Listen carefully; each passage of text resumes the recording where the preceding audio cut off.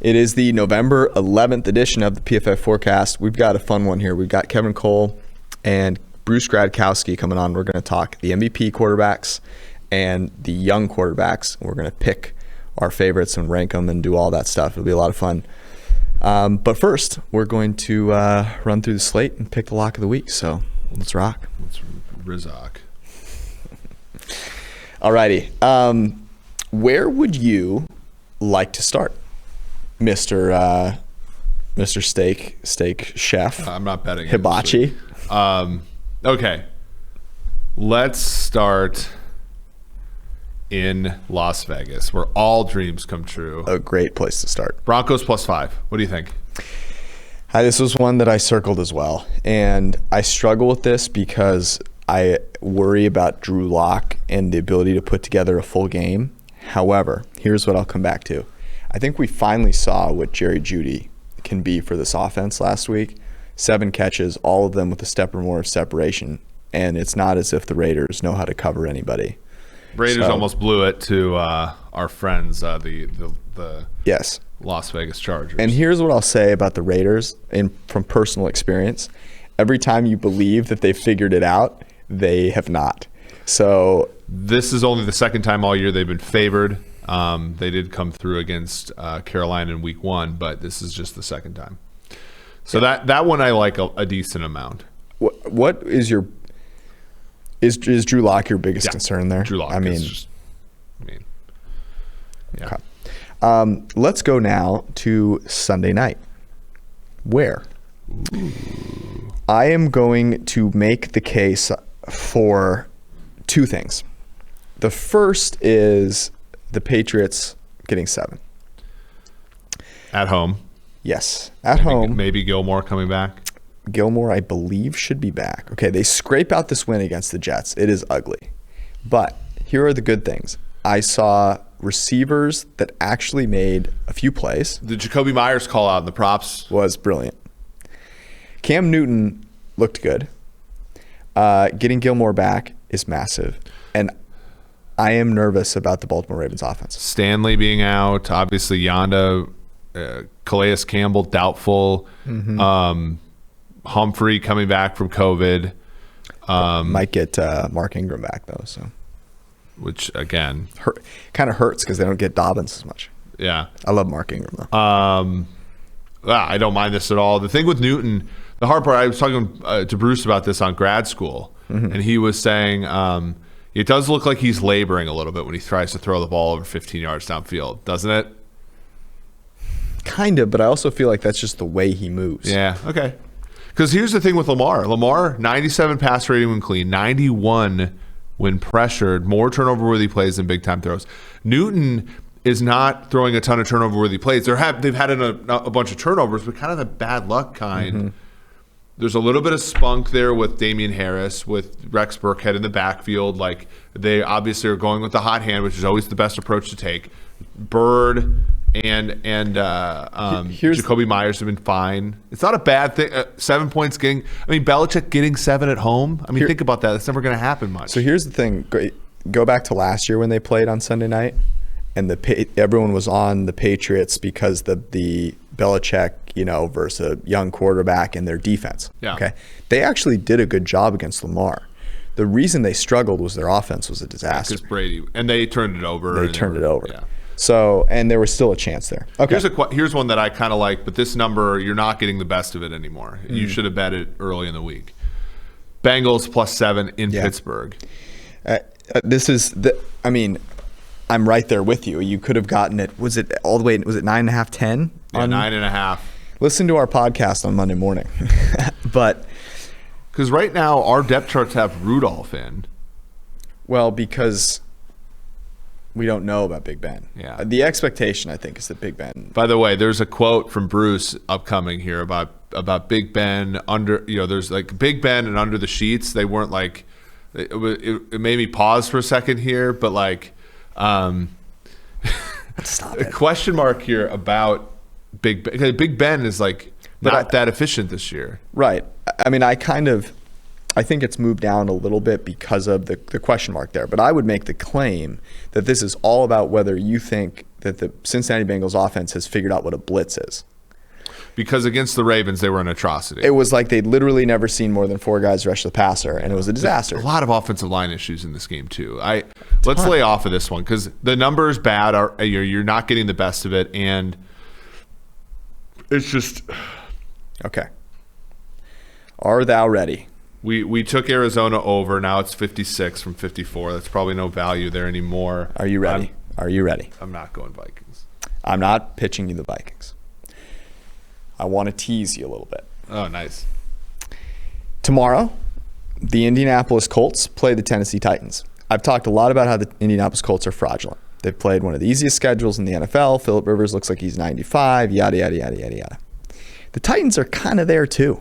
You know, I thought you made a really good case on our podcast earlier this week about the things that the Titans are not doing that they should be doing, and why should we believe that they'll change.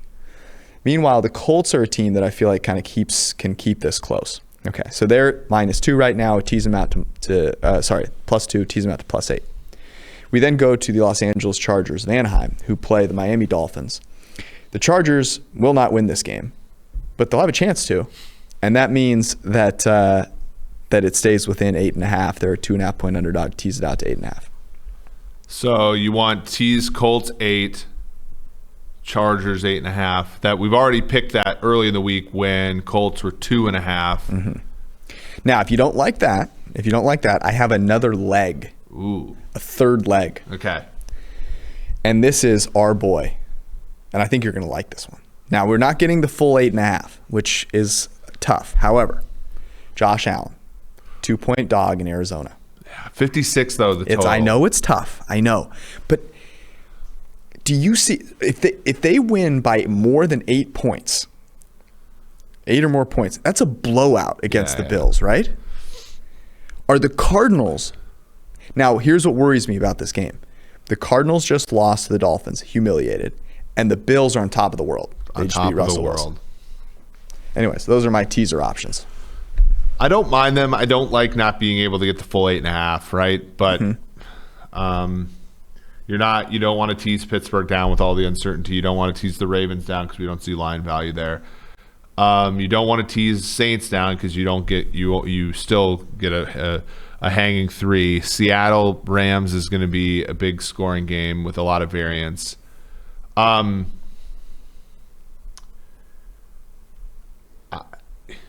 Okay, gun to your head, which one of these do you like the most? Man. Brother. I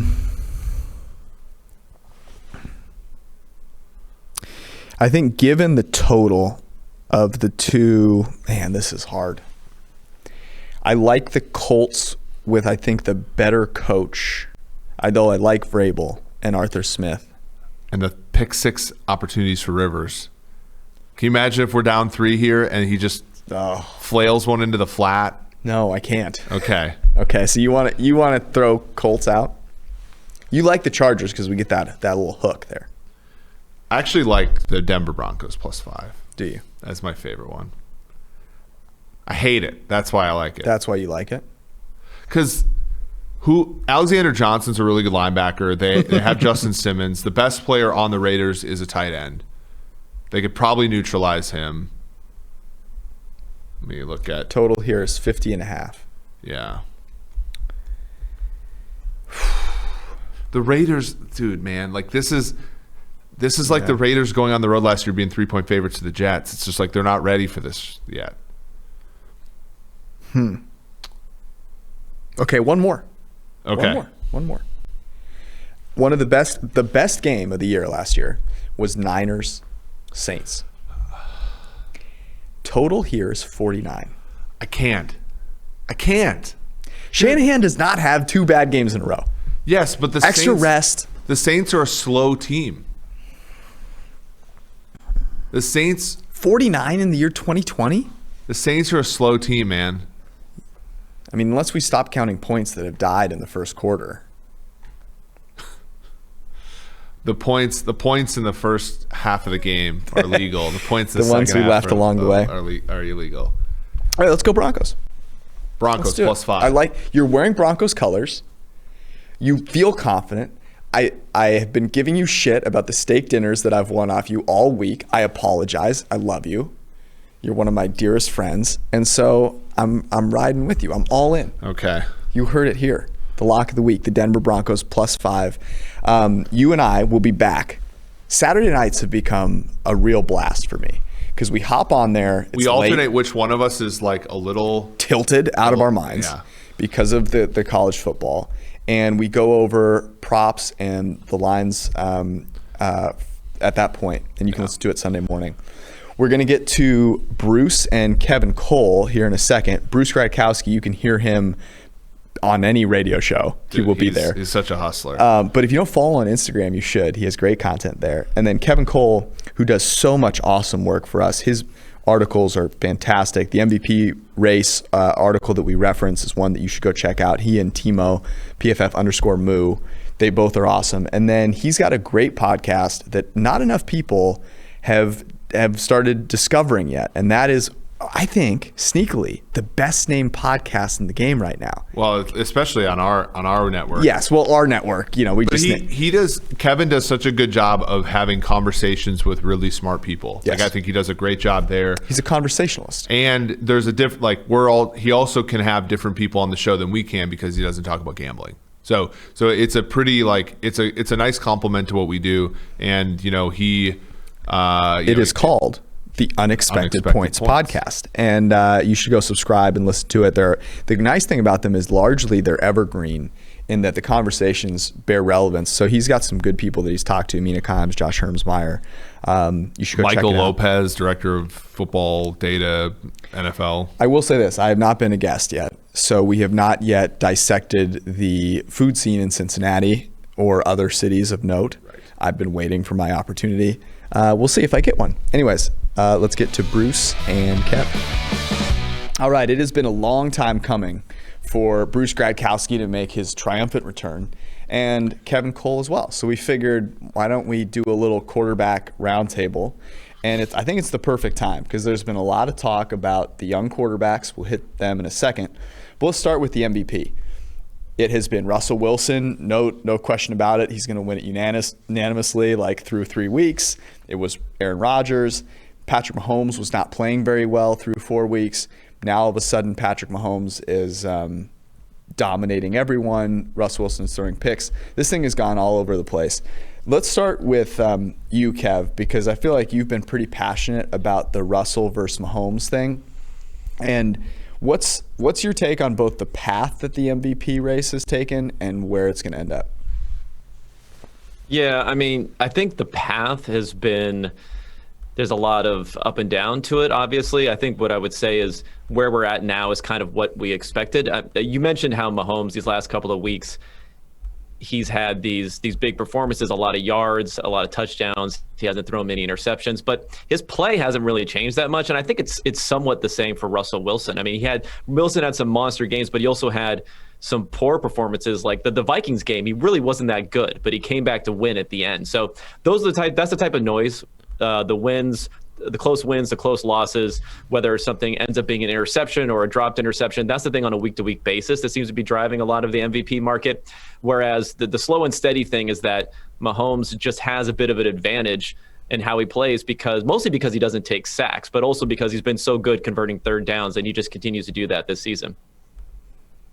Bruce, who's playing the best out of this three right now?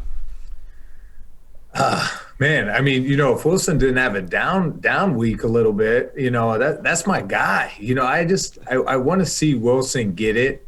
27 big time throws. I mean, the guy, the super arcing go ball that I wish I could do. It's called a moon ball, by the way. That's his word. Apparently he calls it a moon ball.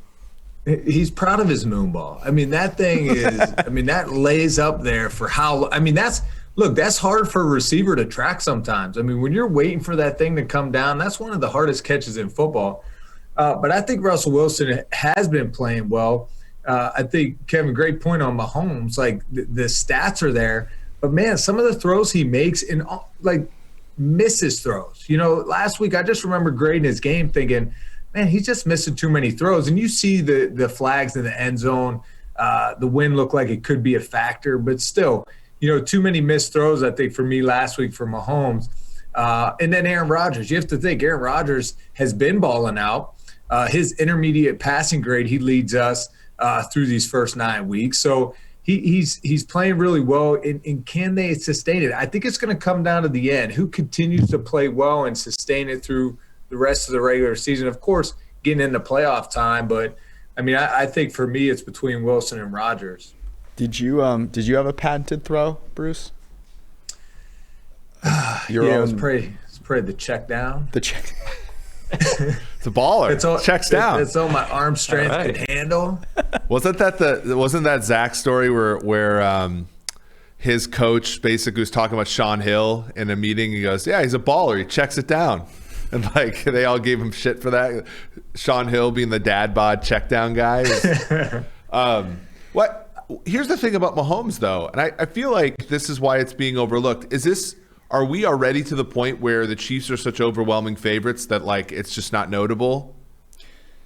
But so are they? Because I get No. I get that you're wearing a freaking sports book hoodie. I understand you're talking about the sports books. but that's the sports books don't vote on MVP, right? There is a public narrative to this whole thing. Well, their votes aren't legal on MVPs. Well, they're all dead. But is he wearing a Broncos sweatshirt today? Stick to sports, please. But here's the thing. Drew Lock? If you watch television, you do not see a unanimous power ranking with the Chiefs in one. I agree. So the narrative out there is not I think it's more about for Mahomes, everyone always gives the excuse of he has Andy Reid and he has these playmakers. I think that's the one that gets thrown out there a lot. I just think it's really interesting that the odds right now, Wilson is still the favorite. And I have a really hard time seeing this big of a difference. If you go on DraftKings Sportsbook, Russell Wilson is plus 125, Patrick Mahomes is plus 200, and Aaron Rodgers is plus 350. And Kev, you and Timo do my favorite piece, one of my favorite pieces every single week, which is the MVP race, handicapping it. And you guys compare the odds that you project versus the betting odds. And it's comical, honestly, that Russell Wilson is such an overwhelming favorite relative to what seems to be a blind eye being turned towards some of the negative plays that he makes. The interesting thing here for me, though, is when you look at the narratives, right? Every team has had a signature game, right? Like Seattle has been on Sunday Night Football every week this year. I don't think Kansas City's been on one other than Thursday night. The opening. They did have a signature game, a loss to the Raiders. They beat Baltimore on Monday Night Football. That was a big game. But you look at that feels. By the way, how long ago does that feel? Sorry, dude, forever. We didn't think we'd have a season, and now the season has multiple different parts. But you look at the upcoming schedule for Kansas City at Las Vegas, right? Bunch of that's going to be a marquee game. At Tampa, and then at Saints. Those three games, I think if Mahomes is 400 yards, 4 touchdowns, I think that propels him to the top, right? I mean, it is about how you perform in the biggest stage, and Russell has been so outrageous on the biggest stages. To Kevin's point, he didn't play well against Minnesota, but what did he do? He drove his team 90-something yards in the rain and scored a touchdown at the very end. And he made some brilliant plays even in a bad loss to Arizona on Sunday Night Football. I think we're going to get correspondingly signature games out of Mahomes. It's whether or not he performs in them. Yeah, I think look at our projected wins. I think that's a big thing too, right? And that's been a big flip of the narrative. So we're projecting the Chiefs to go 13-3. We're pretty much a lock to win their division. We're saying that the most recent numbers here are the Seahawks winning more like 11 games, a little bit over 11 games. So let's say we end the season, right? Let's say the Chiefs are 13-3, the Seahawks are 11-5. This touchdown interception, people are going to look at Mahomes has a huge edge there just because of the fact he has so few interceptions. Russ is going to have a ton of touchdowns. So Russ ends up with a ton of touchdowns, a lot more turnovers. His team is 11-5. The Chiefs are 13-3, have a first round bye. What's going to happen in an MVP race in that circumstance? I think people will gravitate towards the idea that Russell has to overcome more, and that's why his team's 11-5, as opposed to the Chiefs are a made hand. If he wins, so here's the question: if they all win their division, like if they all win their division, does Russ have the benefit of, does that help him a tremendous amount relative to the other guys? It has to, right? I think that the narrative surrounding the NFC East is that it's the best division in football. Sorry, NFC West, yeah. Sorry, But I mean, here's the interesting thing. Like, they play the Rams this week. They're an underdog to the Rams. They lose that game, they're in jeopardy of losing the division. Right. They're only 2/3 of the time winning the division right now in our projections. If they lose that game, to your point, it turns a lot. Like, what if they're a wild card team? Does he win the MVP that way? Because then now you're looking at Rodgers' remaining schedule. Home to Jaguars, that's going to be brutal. At Colts, I think Colts are overrated. Bears stink, Eagles stink, Lions stink, Panthers stink, Titans are okay, Bears stink. Like, he could run the table here, and the Packers could go 14-2, and then and they're the best team in the NFC, or right now there's no cream rising to the top currently. Bruce, let me ask you this. So we just talked about how important the winning the division, that, being a winner is. Is that something that was talked about within the player circle of being like an unfair way to value players? Or is it something that was just kind of accepted and it was like, no, actually it does matter if you win the division? Well, I think, from my perspective, I think it's known. Like, you have to win because that's huge on your resume. And that's huge as you're going through the season and awards and stuff like that. Now, when we come to it too, though, you could think, man, but that dude balled out, even though the record wasn't the best. He still was better than this guy in how many different categories. But I think at the end of the day, too, though, it does matter. It does matter your record. It does matter when you win. I think Russell Wilson in that division, that definitely has to hold a lot of weight if he wins his division, because look at the teams he's playing, the offenses they're facing within that division. So I just think Russell Wilson, and you guys talked about, Aaron Rodgers a little bit. I mean, if he runs the schedule, the table with the remaining schedule, it's going to be hard for someone to outseed him in that MVP talk because of how well he's already been playing. And then, if they run the table, then of course he's doing something right. And I just think it's going to be hard to beat out Aaron Rodgers for that vote if Green Bay continues to roll. I do get the sense that people want to give it to Aaron Rodgers. The Aaron Rodgers revenge tour is a cool thing to be a part of. I think those are the things that are stacked against Mahomes, right? The narrative of hardest division certainly is the NFC West, and then the fact that Aaron Rodgers had his replacement drafted for him this year. And for Mahomes, like, everything's just been going beautifully. He got this massive contract. He has a baby on the way. Like, the dude can't miss. I don't think Mahomes should be in the conversation right now. I mean, really? I know, with Rodgers and Wilson, I think it's between those guys. I mean, I think Kevin brought up a good point. Like, his stats are there, but what I'm seeing on film, though, is he can be playing better. And, of course, all the guys can. When you come away from it, there's plays in the game you wish you had back, or you could have hit this throw or that throw. But I'll tell you what, some of the throws I see Aaron Rodgers making this year is spectacular. Same with Russell Wilson. So I really think it's going to be how they handle this second half of the season. But to me, in my eyes, if Mahomes just explodes on the scene even more, okay. But look, I'm just thinking it's between Wilson and Rodgers right now. Okay, pick one. Who's your MVP right now? Wilson. Okay, and who is the MVP at the end of the season? I hope it's Wilson. I want Wilson to win it, but okay. I think, like we talked about, if Rodgers runs the table with his schedule, he's going to come into PFF studio and he's going to give you the championship belt, baby. And I think he takes it home. Okay, I like that. Kevin, who's the MVP right now and who wins it at the end of the season? I mean, I'll lean slightly towards Wilson. I think Wilson and Rodgers right up there at the top. And for the season, I mean, I'm just going to go back to Mahomes because I just have confidence that he's going to continue to play well the rest of the year. And I mean, if you think about just how solid he's been, I don't know if there's been a single loss that they've had since he's been there where you could say, oh, Mahomes had a bad game and that's why they lost. He just always plays at worst average when he has one of these games. You don't see the Aaron Rodgers versus the Tampa Bay Bucks type of performance. You don't see the Wilson versus the Bills performance that we saw last week. That just hasn't happened. Now, can it happen? It definitely can. But it's those types of performances that really sting in people's minds and take away from their perception. So if he doesn't give any of those, He almost gave one against New England, but luckily there wasn't Yeah, no right. Cam Newton there that week. But so if he doesn't give one of those, and he hasn't given many, if any, his entire career, I think he can ride it out. Okay. Well, the funny thing is, too, is Mahomes' worst game is my best game. 305 yards and 3 touchdowns. I'll take that every day. Well, and don't you think that's part of the perception in that, like, it's just not noteworthy? Like his game against the Panthers was really good, but like it's like. But at the end of the season, when it rolls up, because everyone forgets they look at the aggregate stats.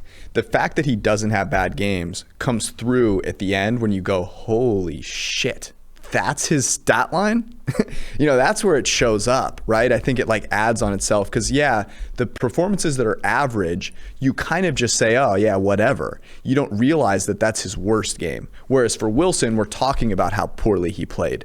For Rodgers, we are, and then when they bounce back, we're talking about it as well. Yeah, right. It's like you light the house on fire and take credit for putting it out. Right. Whereas Mahomes never gets near the flame.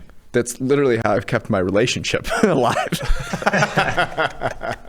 Okay. Look, there are people like me that never have to send flowers because they're consistently nice, and then there are assholes like you that have to. Oh, brother. Yes, I have invested. The best thing are subscriptions where they continually send things for you. That's the best part. You just know that on the month it'll be there. I just want to buy a fraction of that subscription.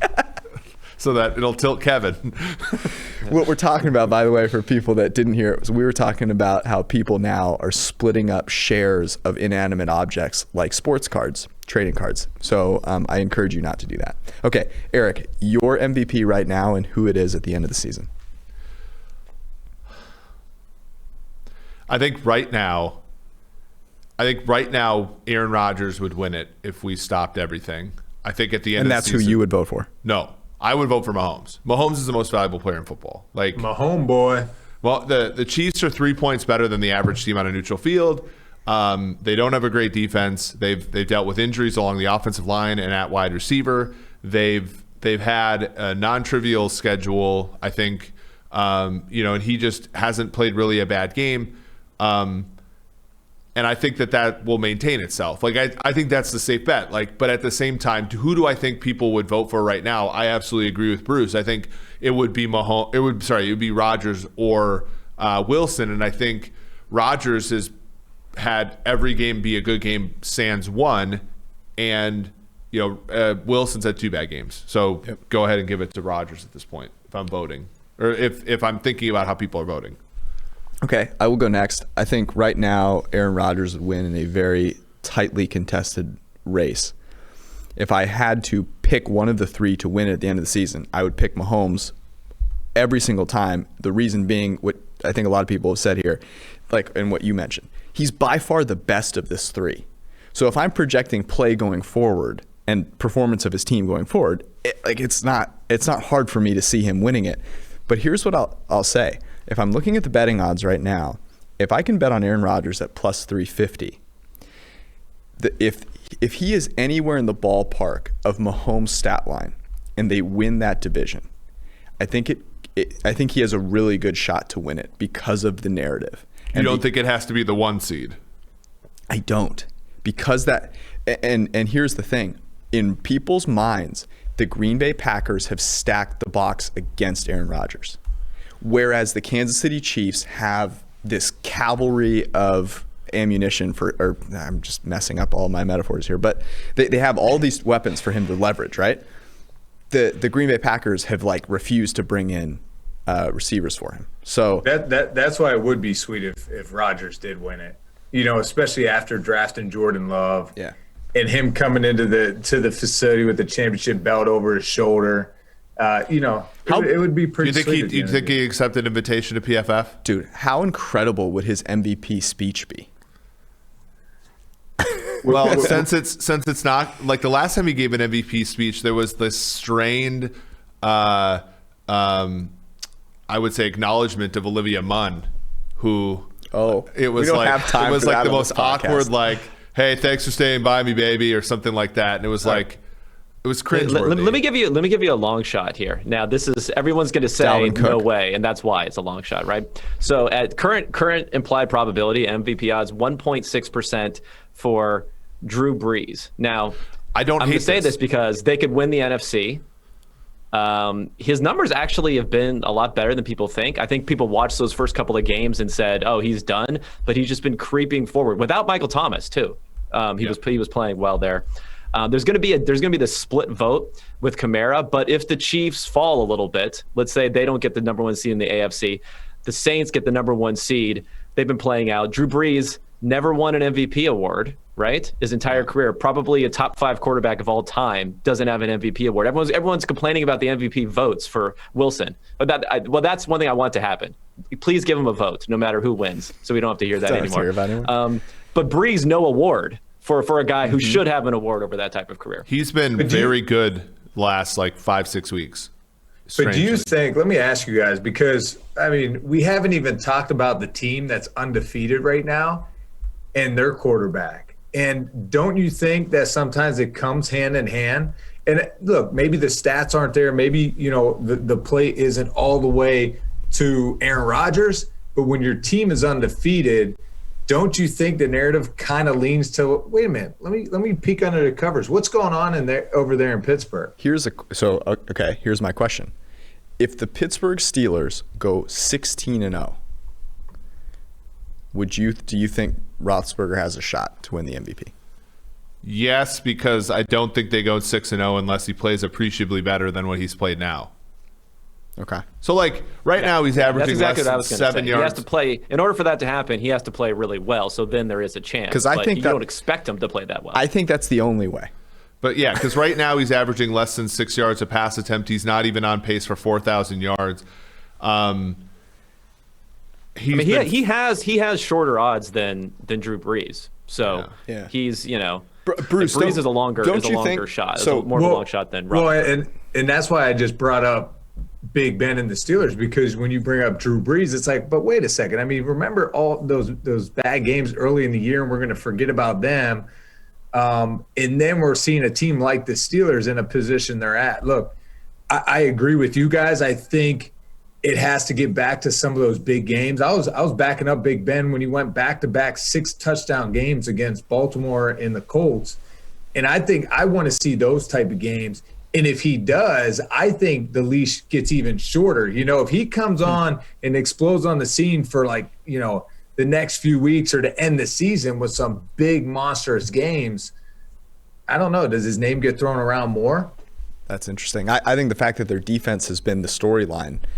People mention their defense before they mention Big Ben, and then they mention Chase Claypool, and then they talk about Juju's TikTok, and then they get to Big Ben. But chances are, if their defense is probably going to regress, and so for him to overcome that and for them to still be 14-2, 15-1, 16-0. You know what? They have a Ravens game on the schedule in 3 weeks in prime time. I believe Sunday night football. It's Thanksgiving as of now night. Probably won't get moved, right? They have a Bills game. They have a Bills game that's on. It's Thanksgiving Thursday. Oh, it's Thanksgiving. Night. Okay. It will not. It will not get moved. I just saw NBC. They have a Bills game that's in prime time. They have a Bengals game that's in prime time. So yeah, it's interesting. I like it. Okay, let's move to the younger quarterbacks, and let's talk Burrow, Herbert, and Tua. And I'll open it up like this, and I'll start with you, Bruce. What has been the most impressive thing from each guy, and how would you rank them right now? Well, I'll go reverse. I'll rank Tua number 3, just because the least amount of reps right now. I think I've been very impressed the way he bounced back this week. Okay. And then you're the starting quarterback. You get this opportunity. Your team's 2-0 when you're starting, and you could continue to learn as you're winning. Tua's in a great spot, man. That defense, Brian Flores, what he's doing over there, it's awesome. And Chan Gailey, Eric, you and I talked about it the other day, man, the play calling. So he's helping Tua out. And Tua, you could tell the game's still a little fast for him, which, look, it's only he just finished his second start. But a few times when he moves around, you could tell he's kind of off balance, and then he'll get started. And he made some huge plays with his legs, good throws with his arm. So I was glad to see Tua bounce back. I think it kind of settles everyone's nerves in Miami. They could go to South Beach and enjoy a drink, knowing, okay, we're okay for now. We won't panic. And then I go to Herbert. I think Herbert has impressed me the most because of not that his big arm, but also those just outlandish throws, like the turnover-worthy plays, are fewer and farther between. So he does throw those the 19 big-time throws he has for us so far this year, and seven turnover-worthy plays. I think with Herbert, you have to guard every blade of grass. He's athletic, he can move, but he's poor at times in the pocket. He does not hitch up in there. It hurts his tackles. I think he throws too many errant throws early in the game, missing throws he should make. And then when I go to Burrow's my number one guy because he is operating like a quarterback. He is operating concepts. He's in an empty formation, handling protections. He understands this stuff. And not only the stats on the field, because he's our number 2 grader, passing grade in the intermediate level, 10 to 19 yard range. We're talking about Aaron Rodgers, MVP candidate, and Joe Burrow is right behind him in the intermediate range. So the guy is making significant throws and good throws and good concept throws. He's executing them. At times, Burrow's eyes drop to the protection, drop to the line, see how he's getting rushed. And at times you can't do that. You got to worry about downfield. You could be more on time and in rhythm, get the ball out of your hands faster. I think that plays into some of his sacks this year. But I think overall, the best thing I love about Burrow is not what he brings on the field, but off, man. That mentality, guys get in the huddle, that moxie, you have a chance with Burrow. And it's the same with Brady, Breeze, the guys we're talking about, Russell Wilson. When you get in the huddle, you have a chance. And that's what Burrow's bringing to Cincinnati right now. Kevin? Well, yeah, I think I'm going to have the same ordering there. For these guys, I tried to get a statistical way of looking at it to measure myself against. So I was using some of our quarterback ranking, some of the formulas that go into that we did at the beginning of the year, which essentially it accounts for their draft position and what we've seen in the NFL. And then the more that we've seen of them, the more confident we become in how they played. And Burrow's ranked really highly, even throughout the league. It's surprising because for a rookie to be playing this well, and already this year they're leaning on him. He's got almost 400 dropbacks already this season, so we know a lot about him versus someone like Tua who has 40 something dropbacks that hasn't been that good.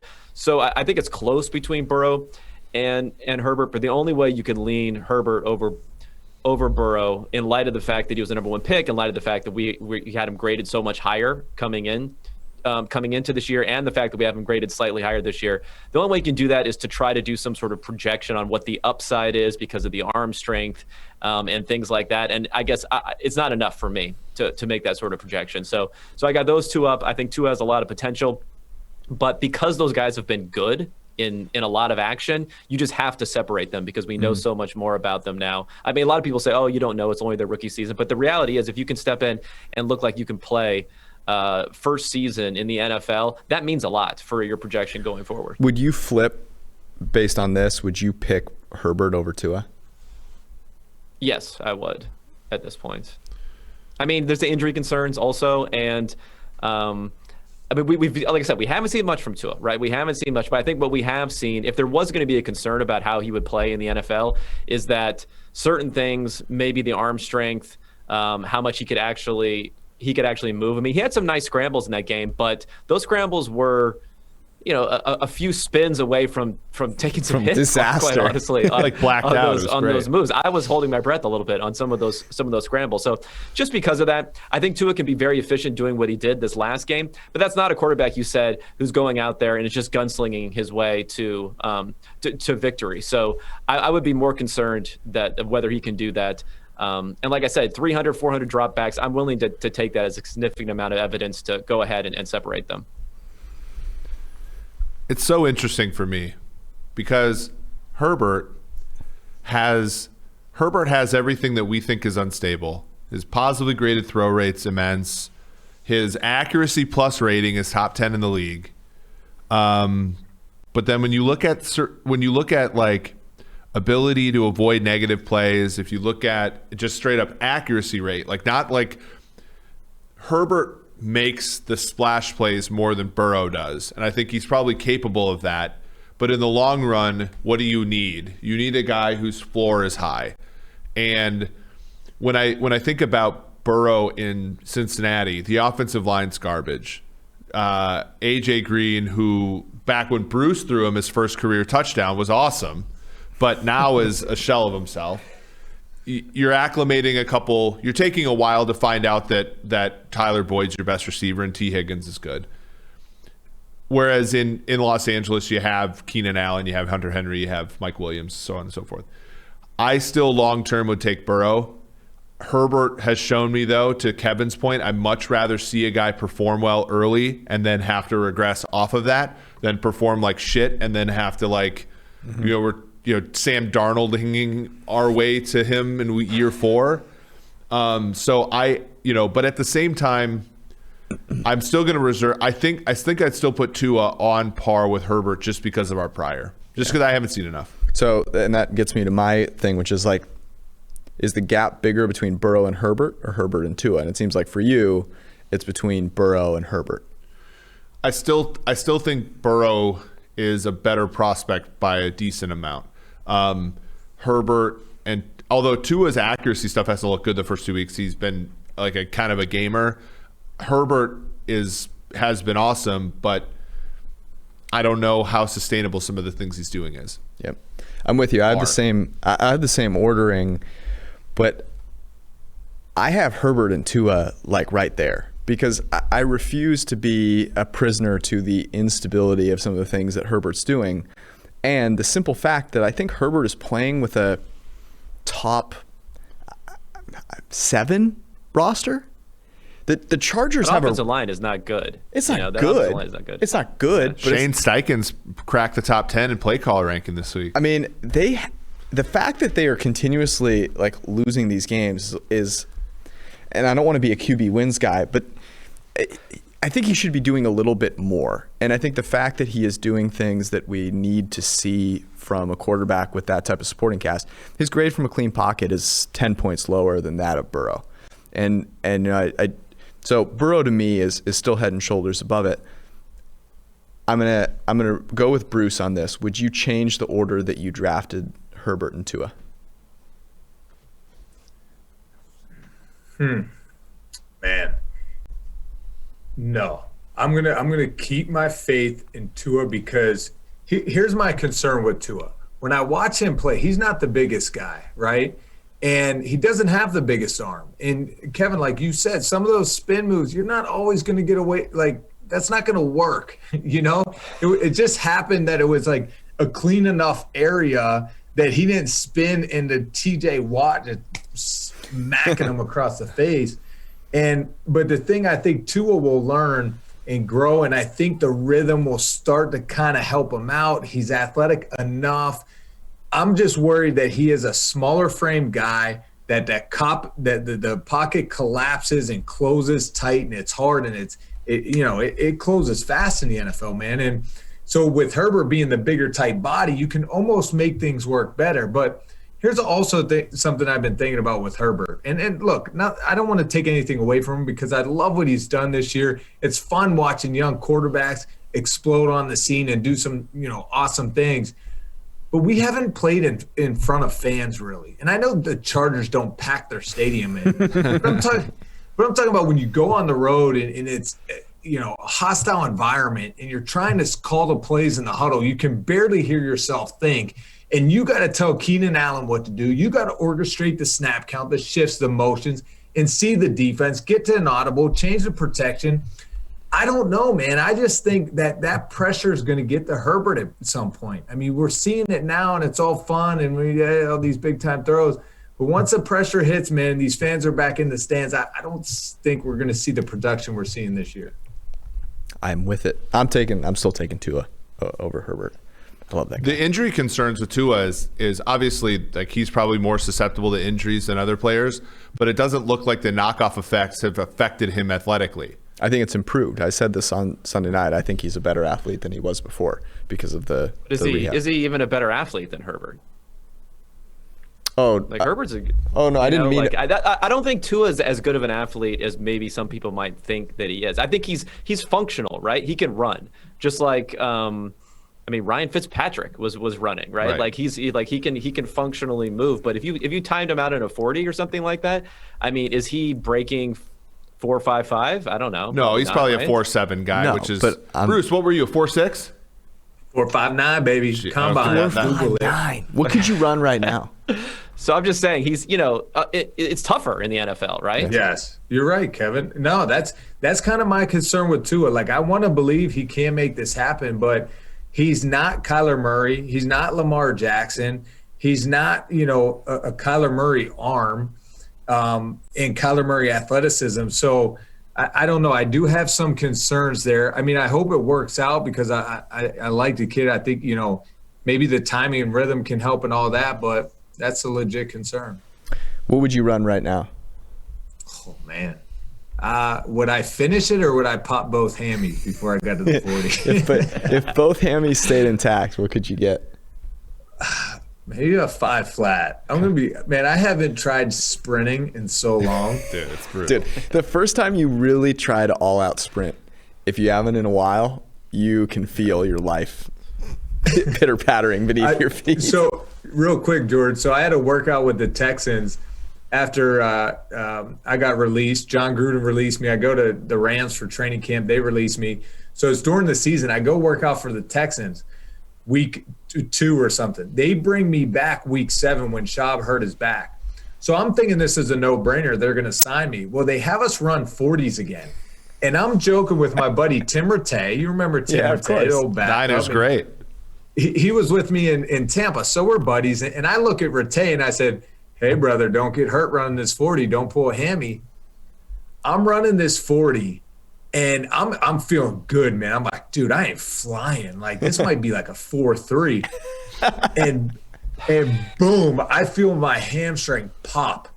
And I kind of like stumble across the line. I didn't fall. I just kind of – and I was like, oh, my gosh, what was that? Because I never did anything remotely like that before. So I start like kind of walking away, and I'm like, I'm just nervous as heck. Like, what the heck was that? So Rick Smith, the GM at the time, comes up to me. He's like, you all right? I was like, yeah, my foot just got caught in the turf. Like, I'm good, man. I'm good. And I'm still trying to play in my mind what just happened. Like, what did I hurt? I'm feeling my like quad.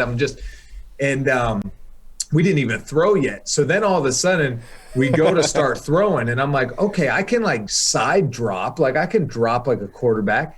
So I'm getting through the throws, and I'm actually throwing pretty well. Well, then Kyle Shanahan's offense coordinator at the time, and he's like, all right, now what you guys, we're going to bootleg, really fake this way and really sprint out. Bro, I could barely walk on that sprint out boot. And so I'm literally like, just kind of like, and I throw it. And Kyle Shanahan's like, all right, let's do that again. Now really run out there. And then after I was like, so Rick Smith was like, dude, you don't have to finish this. And I'm like, no, man, I'm going to finish this workout. This was like Meathead Bruce at the time. I'm going to finish this workout, hammy or not. That's incredible. That's amazing. That's the best way to end this podcast. We appreciate you guys. Thanks for hanging out, and I will hold you each to your MVP prediction. See you guys. Thanks, guys. Alrighty, that was our podcast. Special thanks to our buddies, Bruce and Kev. Lock of the week, Denver Broncos. Are you gonna wear that sweatshirt on Sunday? I think you have to. I think we have to. It really does look like a Broncos jersey. Mm-hmm. All right, buddy. It's been fun. Let's get after it. See you guys. Thanks for watching the PFF YouTube channel. And if you want to subscribe, all you have to do is push the button. Don't forget everything you get. A little fantasy, push the button. A little green line for the gambling aspects of the game, push the button. College football, push the button. The YouTube channel from PFF.